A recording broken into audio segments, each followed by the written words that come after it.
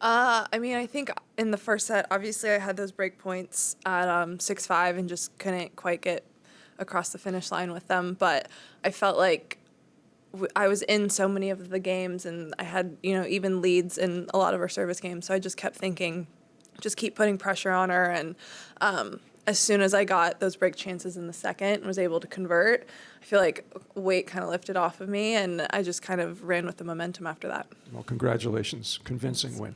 Questions? Andrew. Thanks, Gary. Andrew Jones, ESPN Skate. Madison, how Liudmila, as we knew, was going to be a first strike exchange, and how you were able to overcome her best that she brought in the first set.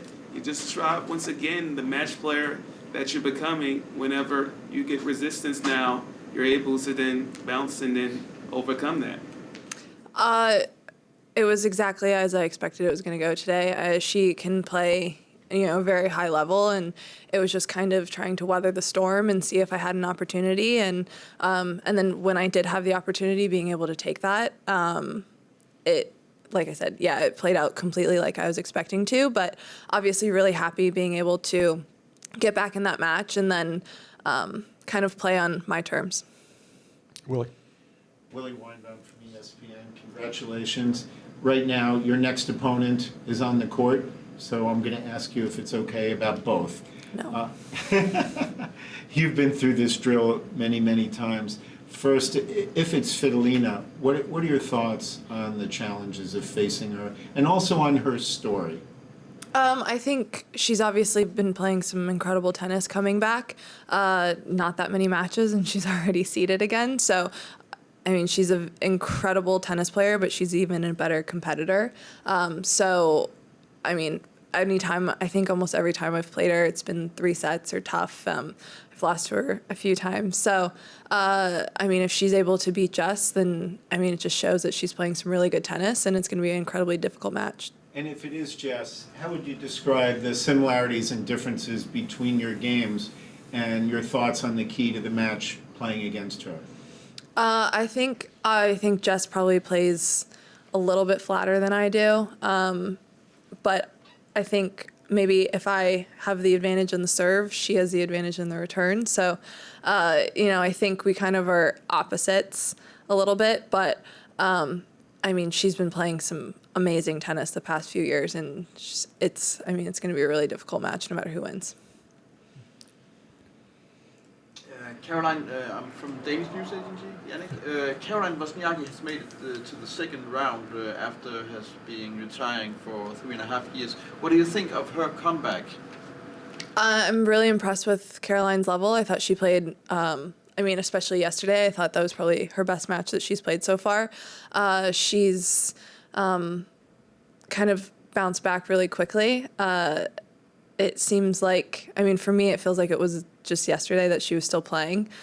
So it doesn't seem like that long for me, but it's incredibly impressive coming back from 2 kids. Should that be possible after being away for so long, in general? I think it's possible. She's incredibly fit, and there's lots of moms on tour, so I think it's, kudos to her, but I think it's becoming more of the norm. Go ahead, Andrew. Madison, just what did your box tell you after that first set, and how you're able to stay composed and the strength that they keep on giving you to turn around some of these matches?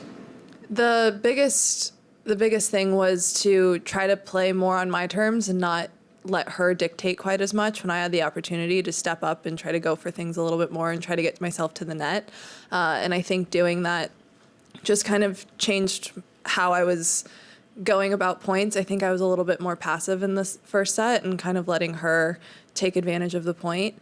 And it's been really great having that box support and being able to have those kind of conversations and just the little things here or there that can make a huge difference in a match. When you beat Andreeva at Wimbledon and turned around that match from all the pressures of facing off against just the expectations in 16, and then you were able to do that with showing you improved defense, can you just describe how whenever there's not a plan A from you, or at least the A game from you is working, that you can be able to then show the versatility and to fight back? It's definitely something that I've worked on for a while, trying to have, a plan B and even a plan C if that's not working, but trying to balance, going after my shots. And then I think there are a lot of times where I'm able to get out of situations with my defense, and now trying to get to the net even more. Just constantly trying to get a little bit better and be a little bit more competitive out here. Okay, Bill. Bill Simonson, side tennis. Hi, Madison. It's a really great accomplishment at this stage of your career to make this solid, wonderful run at the U.S. Open. Can you just talk about your career and the balance between the great upsides, the glamour, the big checks, the big arenas, and yet the grind, the ferocity, how tough it is, how it sort of tests your spirit? Could you just talk about that balance and how you did it?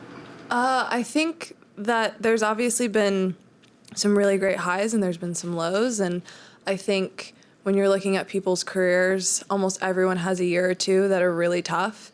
And being able to kind of see the light at the end of the tunnel in those years and just keep the best perspective that you can during those years is the most important, because I think those are the years that can really feel like they're, taking years off of your career.